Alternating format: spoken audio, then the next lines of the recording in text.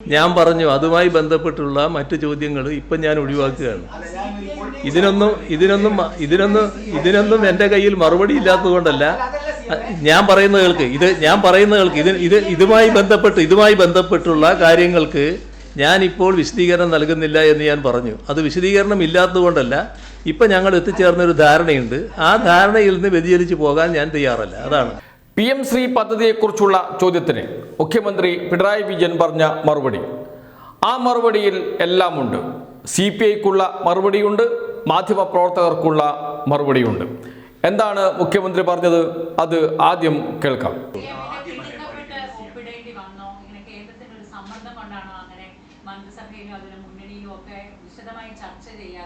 തിരുത്തപ്പെട്ട വിദ്യാഭ്യാസ വകുപ്പിനെ ഇത് ഒപ്പിടേണ്ടി വന്നോ? അതുകൊണ്ടാണോ ഇപ്പൊ ഇത് താൽക്കാലികമായി മരവിപ്പിക്കേണ്ട ഒരു സാഹചര്യത്തിലേക്ക് എത്തിയത്? ഇപ്പം ഏതായാലും മരവിപ്പിച്ചല്ലോ. അല്ല, മരവിപ്പിക്കുക വെച്ചാൽ റിവ്യൂ ചെയ്യാന്നുണ്ടല്ലോ. ആ റിവ്യൂ ചെയ്യുന്ന സാഹചര്യത്തിൽ ഇപ്പം അതിൻ്റെ മറ്റ് വിശദാംശങ്ങളിലേക്ക് പോകാതിരിക്കലാണ് നല്ലത്. അതിൻ്റെ കാര്യം അതെ, അതിന് നിങ്ങൾക്ക് ധാരാളം സംശയങ്ങൾ അതുമായി ബന്ധപ്പെട്ടുണ്ടാവും. പക്ഷേ ഇപ്പോൾ ഒരു നിലപാടെടുത്തല്ലോ. ആവശ്യമായ കാര്യങ്ങളെല്ലാം പൊതുസമൂഹത്തിന് മുന്നിൽ ഉയർന്നു വന്നല്ലോ.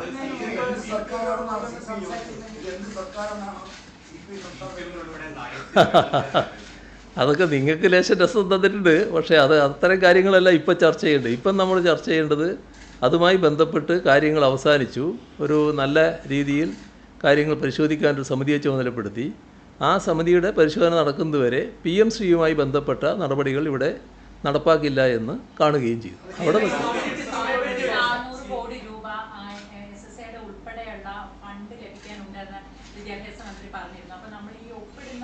ഒപ്പിട്ടു. പക്ഷേ താൽക്കാലികമായിട്ട് ഇത് നീട്ടി വെക്കുകയാണെങ്കിൽ ആ ഫണ്ട് ലഭിക്കുന്നത് വൈകില്ലേ? അത് വലിയ പ്രതിസന്ധി ഉണ്ടാക്കില്ലേ?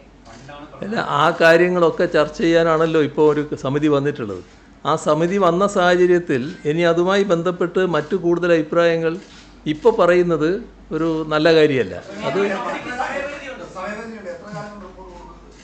അത് പിന്നെ പെട്ടെന്ന് തന്നെ വരുമല്ലോ. ഇപ്പോൾ പെട്ടെന്നെന്ന് പറഞ്ഞാൽ നമ്മളെല്ലാവരും ഇനി കുറച്ച് നാൾ കഴിഞ്ഞാൽ വലിയ തിരക്കിലാവുമല്ലോ. അതിൻ്റെ എല്ലാം അതിൻ്റെ തിരക്ക് കഴിഞ്ഞിട്ട് കാര്യങ്ങൾ നടക്കുമല്ലോ.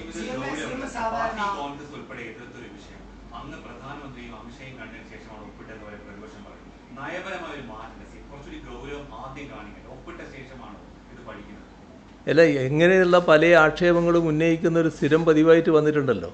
ആ പതിവ് അവർക്ക് ഉപേക്ഷിക്കാൻ കഴിയില്ല. കാരണം അവർ കാണുന്നത് ഞങ്ങൾക്കുള്ള പൊതുവായ സ്വീകാര്യത അത് എങ്ങനെ തകർക്കാൻ പറ്റുമെന്ന് നോക്കലാണ്. അതിൻ്റെ ഭാഗമായുള്ള ആക്ഷേപങ്ങളും ദുരാരോപണങ്ങളും സാധാരണ അവരുന്നയിച്ചു കൊണ്ടേയിരിക്കാറുണ്ട്. പക്ഷേ അവരുടെ നിർഭാഗ്യം എന്ന് പറയട്ടെ, ജനങ്ങളതൊന്നും സ്വീകരിക്കുന്നില്ല. കാരണം ജനങ്ങൾക്ക് ഞങ്ങളുടെ നിലപാടുകളുടെ വിശ്വാസ്യത പൂർണ്ണമായും ബോധ്യമുള്ളതാണ്. അതുകൊണ്ട് തന്നെ ഞങ്ങളെ ഏതെങ്കിലും തരത്തിൽ ഒരു വർഗീയതയുമായി ചേർത്ത് നിർത്താൻ ശ്രമിച്ചാൽ അത് വിലപ്പോകുമെന്ന് ആരും അത്ര പെട്ടെന്ന് കണക്കാക്കേണ്ടതായിട്ടില്ല. എന്നാൽ നല്ല രീതിയിൽ അതിന് പ്രചരണം കൊടുക്കാൻ ചിലർ തയ്യാറാകുന്നുണ്ട് എന്നുള്ളതും നമ്മുടെ നാട്ടിലൊരു വസ്തുതയാണ്.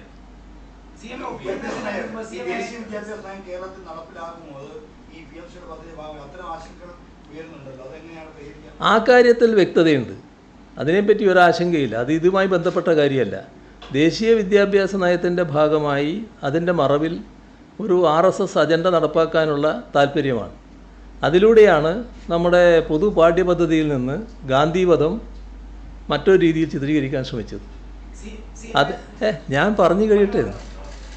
അതിൻ്റെ ഭാഗമായി തന്നെയാണ് മറ്റു തരത്തിലുള്ള വക്രീകരണങ്ങൾ വന്നത്. എന്നാൽ നമ്മളെന്താ ചെയ്തത്? ആ ചരിത്ര ഭാഗങ്ങൾ പ്രത്യേകമായി തന്നെ പഠിപ്പിക്കുന്ന നിലയാണ് സ്വീകരിച്ചത്. ആ കാര്യങ്ങളിൽ ഒരു തരത്തിലുള്ള മാറ്റമോ വ്യതിയാനമോ നമ്മുടെ കേരളത്തിലുണ്ടാകില്ല. കാരണം അത്തരം നയങ്ങളോട് വിട്ടുവീഴ്ചയില്ലാത്ത നിലപാടാണ് ഞങ്ങൾ സ്വീകരിക്കുന്നത്. അപ്പോൾ ഇന്ത്യ രാജ്യത്ത് ഇത്തരമൊരു നിലപാട് സ്വീകരിച്ച ഏക സംസ്ഥാനം മാത്രമേ ഉള്ളൂ. അത് നമ്മുടെ സംസ്ഥാനമാണ്. അത് തുടരുക തന്നെ ചെയ്യും. ചർച്ച നടത്തിയിരുന്നുവെങ്കിൽ ഈ ഒരു അവസ്ഥ ഉണ്ടാവുക. സാധാരണ മുഖ്യമന്ത്രി ഒരു തീരുമാനം എടുത്തു കഴിഞ്ഞാൽ അതിൽ നിന്ന് പിന്നോട്ട് പോകുന്ന ആളല്ല. ഇതിപ്പോ വലിയ നാണക്കേടായില്ലേ സമൂഹത്തിന് മുന്നിൽ? അവരോട് ചോദിക്കാമായിരുന്നില്ല.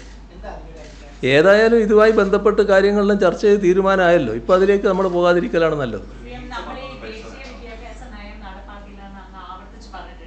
എങ്കിൽ പോലും ഈ കരാറിൽ that will be implemented in its entirety and the entire state എന്ന് അവർ ആദ്യം ഒരു വരിയായിട്ട് ആ കണ്ടീഷൻസിൽ എഴുതി വെച്ചിട്ടുണ്ട്. അപ്പം അത് സംസ്ഥാനങ്ങളെ ഒരു തരത്തിൽ സമ്മർദ്ദത്തിൽപ്പെടുത്തി അതിൽ പോലും ഒപ്പിടിക്കാനായിട്ട് ഉള്ള ഒരു തന്ത്രമല്ലേ? അല്ല, അതിൻ്റെ സാഹചര്യങ്ങളെക്കുറിച്ച് വിശദീകരിക്കാനല്ല ഞാനിപ്പോൾ ഉദ്ദേശിക്കുന്നത്. ആ സാഹചര്യങ്ങൾ വിശദീകരിക്കുന്നത് ഇന്നത്തെ നിലയിൽ ഒരു നല്ല കാര്യമല്ല. അതുകൊണ്ടാണ്. കാരണം ഇപ്പോൾ അതുമായി ബന്ധപ്പെട്ട് പൊതുവിൽ തീരുമാനിച്ചിട്ടുള്ളത് ഇത് നമ്മൾ റിവ്യൂ ചെയ്യുന്നു. ആ റിവ്യൂ ചെയ്യുന്നതിൻ്റെ ഭാഗമായി തൽക്കാലം ഈ ഘട്ടത്തിൽ തീരുമാനം ഒരു കമ്മിറ്റി വന്നല്ലോ. ആ സബ് കമ്മിറ്റിയുടെ പരിശോധന പൂർത്തിയാകുന്നതുവരെ PM ശ്രീ പദ്ധതി ഇവിടെ നടപ്പാക്കുന്നില്ല. അങ്ങനെയൊരു നിലപാടെടുത്തു കഴിഞ്ഞ സാഹചര്യത്തിൽ പിന്നെ അതിൻ്റെ മറ്റു കാര്യങ്ങൾ ഞാനിപ്പോൾ പറയുന്നത് അത് ഗുണകരമായൊരു കാര്യമല്ല. അതാണ് നിങ്ങൾ മനസ്സിലാക്കേണ്ടത്.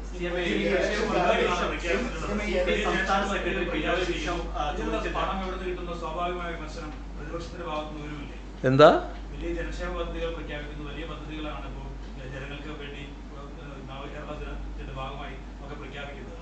പണം എവിടെ നിന്നുള്ള ചോദ്യമായിരിക്കും പ്രതിപക്ഷം ഉന്നയിക്കുന്നത്. അത് ഇത് കൊടുത്തില്ലെങ്കിലല്ലേ പണം കൊടുത്തത്. പണം കയ്യിലുണ്ടാകുന്നതോടല്ലേ കൊടുക്കുന്നത്. ഈ പദ്ധതിയുമായി ഒപ്പിടാനുള്ള പ്രധാനപ്പെട്ട കാരണം എന്ന് പറയുന്നത് സാമ്പത്തിക പ്രതിസന്ധി തന്നെയായിരുന്നു. സാധാരണ ഇതെല്ലാം ഞാൻ പറഞ്ഞു അതുമായി ബന്ധപ്പെട്ടുള്ള മറ്റു ചോദ്യങ്ങൾ ഇപ്പം ഞാൻ ഒഴിവാക്കുകയാണ്. ഇതിനൊന്നും എൻ്റെ കയ്യിൽ മറുപടി ഇല്ലാത്തതുകൊണ്ടല്ല. ഞാൻ പറയുന്നത് കേൾക്ക്. ഇതുമായി ബന്ധപ്പെട്ടുള്ള കാര്യങ്ങൾക്ക് ഞാനിപ്പോൾ വിശദീകരണം നൽകുന്നില്ല എന്ന് ഞാൻ പറഞ്ഞു. അത് വിശദീകരണം ഇല്ലാത്തതുകൊണ്ടല്ല. ഇപ്പം ഞങ്ങൾ എത്തിച്ചേർന്നൊരു ധാരണയുണ്ട്. ആ ധാരണയിൽ നിന്ന് വ്യതിചലിച്ച് പോകാൻ ഞാൻ തയ്യാറല്ല. അതാണ്.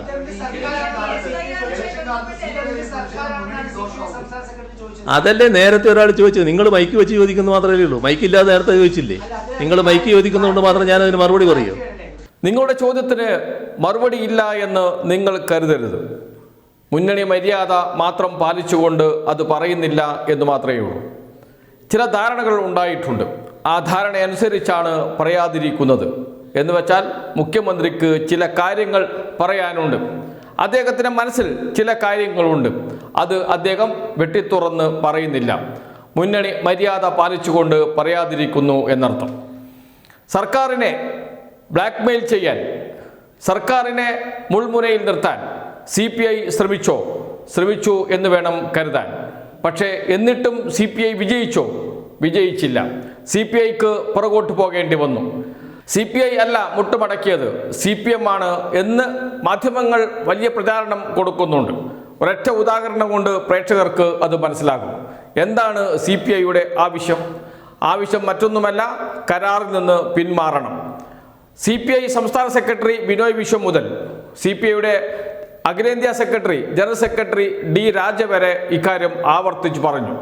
ഇതിനിടയിൽ കിടക്കുന്ന നേതാക്കളും ഇതൊക്കെ വിളിച്ചു പറഞ്ഞുകൊണ്ടേയിരുന്നു. പക്ഷേ കരാറിൽ നിന്ന് പിൻവാങ്ങിയോ സർക്കാർ? വിദ്യാഭ്യാസ വകുപ്പ് പിൻവാങ്ങിയില്ല. എന്താണ് CPI മുന്നോട്ട് വെച്ച ഒരു സമവായ ഫോർമുല? 2 ഫോർമുലയാണ് മുന്നോട്ട് വെച്ചത്. ഒന്ന്, LDF ഇത് പരിശോധിക്കാം. LDFിൻ്റെ ഒരു സമിതി വെച്ച് പദ്ധതി എങ്ങനെ നടത്തണം, എന്തൊക്കെ പോരായ്മകളുണ്ട് എന്ന് പരിശോധിക്കാം. അതല്ലെങ്കിൽ മന്ത്രിതല സമിതി രൂപീകരിക്കാം. CPI ഉൾപ്പെടെയുള്ള മന്ത്രിമാരുടെ സമിതി. ആ സമിതി ഇക്കാര്യം പരിശോധിക്കട്ടെ. അതല്ലെങ്കിൽ പദ്ധതി നടത്തിപ്പിന് വേണ്ടി മന്ത്രിമാരുടെ സമിതി മേൽനോട്ടം വഹിക്കട്ടെ. അത്തരമൊരു ഫോർമുലയും മുന്നോട്ട് വെച്ചു. ഇതൊന്നും സ്വീകരിക്കാൻ CPI തയ്യാറായിരുന്നില്ല. CPI കടുംപിടുത്തം പിടിച്ചു കരാറിൽ നിന്ന് പിൻവാങ്ങണമെന്ന്. പക്ഷേ CPM അതിന് വഴങ്ങിയില്ല. അവസാനം CPIക്ക് അവരുടെ ആവശ്യത്തിൽ നിന്ന് പുറകോട്ട് പോകേണ്ടി വന്നു.